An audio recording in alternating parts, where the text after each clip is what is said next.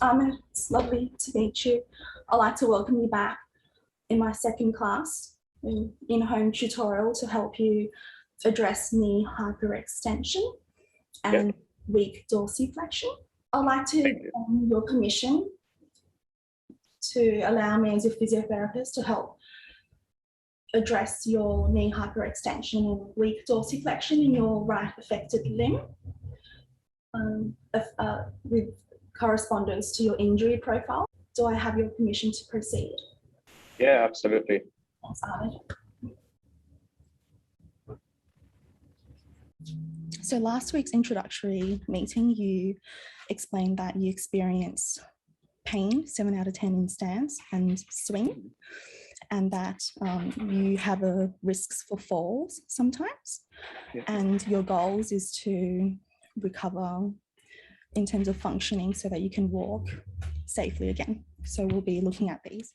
These will be targeted. I'll be helping you out with an exercise to address knee hyperextension and weak dorsiflexion. So we're addressing the posterior chain or the muscles on the back part of the leg, because knee hyperextension and weak dorsiflexion is commonly attributed to weak back side of the leg muscles. It's when it's not properly activated, and it's also accompanied by stronger anterior leg muscles with weaker posterior leg muscles.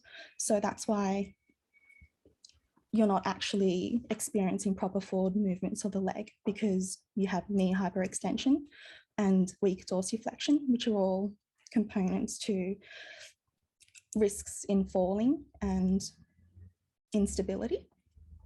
A common method of compensating is that you're increasing your knee flexion so that your steps are so much higher, and it's just effortful walking. So with good dorsiflexion, you're not sliding your foot, it's not dragging onto the floor. And dorsiflexion is very, very important. It's for foot stability and balancing, and it decreases falls risks. And also it's for gait efficiency. With good dorsiflexion to help you maintain control, we're going to regain that balance. So we're going to address these by working on slowly loading the leg.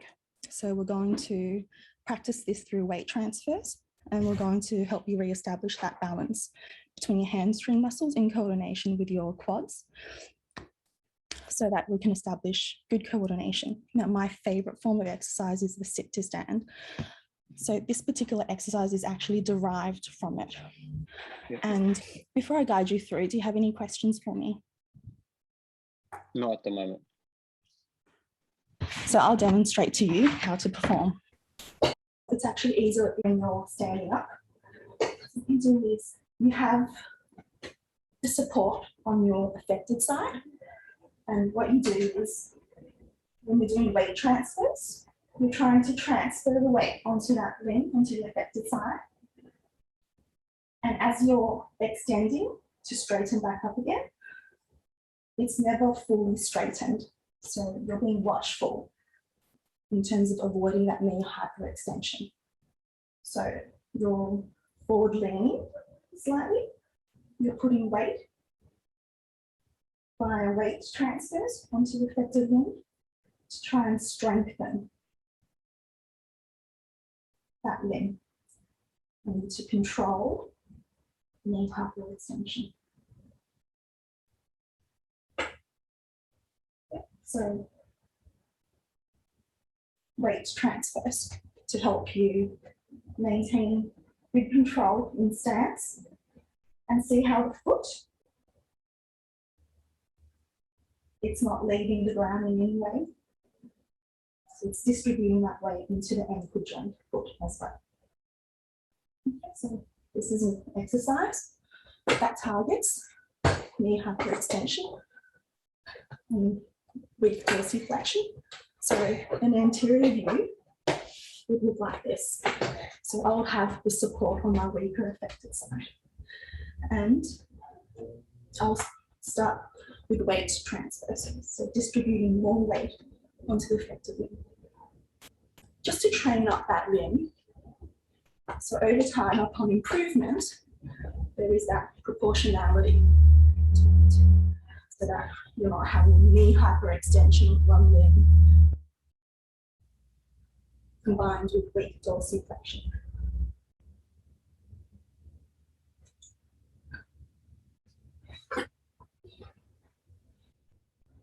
How does that sound to you?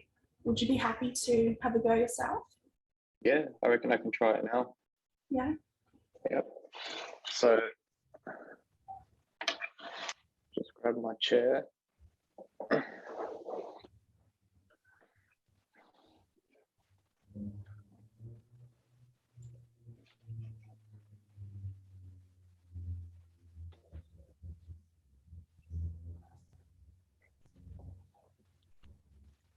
So this is the affected. Yeah. You might want to. And you. Yeah, you might want to stand a bit more back, further back, so I can see you. Maybe that the other edge, on the other edge.